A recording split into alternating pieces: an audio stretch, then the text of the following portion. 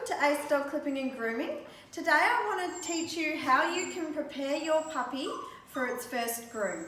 So this is Winnie, and he's a young little Labradoodle. So the first thing I want you to do is I want you to get them used to the hairdryer. So you want to make sure that it doesn't try and bite the dryer or play with the dryer. Okay, you want it to be as calm as possible while you're drying it. Make sure you dry both the body and around the head and face, okay?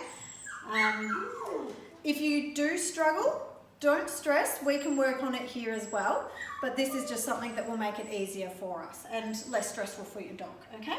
Thank you, Winnie. The other thing I want you to do is I want you to play with their feet. I want you to get right in between all the pads because it's very ticklish under here. And if we're trying to scissor around here and your dog's jerking because it's all ticklish, we could accidentally cut the dog, okay? So the more you play, the safer the grooming process will be. Also, you want to teach your dog that your dog doesn't get its paw back until you're ready to let it go. So if the dog is pulling and trying to get its leg back, you need to hold on to that leg.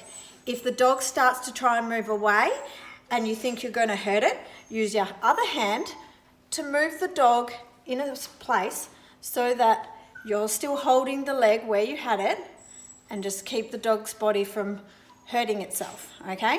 Then when the dog is relaxed and not taking its paw back, you can then let go, okay? Now Winnie's a very fast learner. He's learned that already in one day. The other thing I want you to do is I want you to hold the dog's chin, okay? Groomers do this so that we can trim around the eyes, okay, and around the face without the risk of the dog moving and us chopping bits that need to stay. So again, with a first-time puppy, they may squeal the first time that you hold the dog's chin. I want you to persist. The dog's having a tantrum, okay? The dog will calm down when you don't let go. Just stay calm and wait for the dog to calm down. And then when the dog is calm, like Winnie is, you can then let go, okay?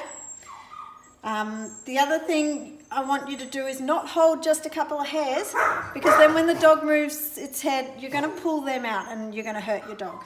So grab a big bunch, okay? Because then it doesn't hurt, all right? So you should bring your dog in for its first groom after its second lots of vaccinations, and try to start with just a groom and tidy.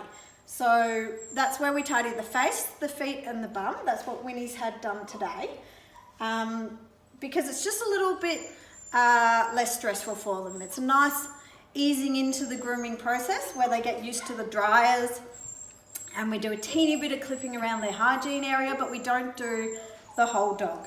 And that just makes, it a little less stressful for the dog and gets them used to it before we do a full groom. So ideally you want to be bringing the dog in about, after the second lot of needles.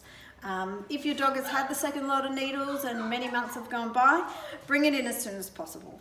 I think that's it. So thank you for watching, and we appreciate all the help that you do to make the process easier for your puppy and for us. Thank you.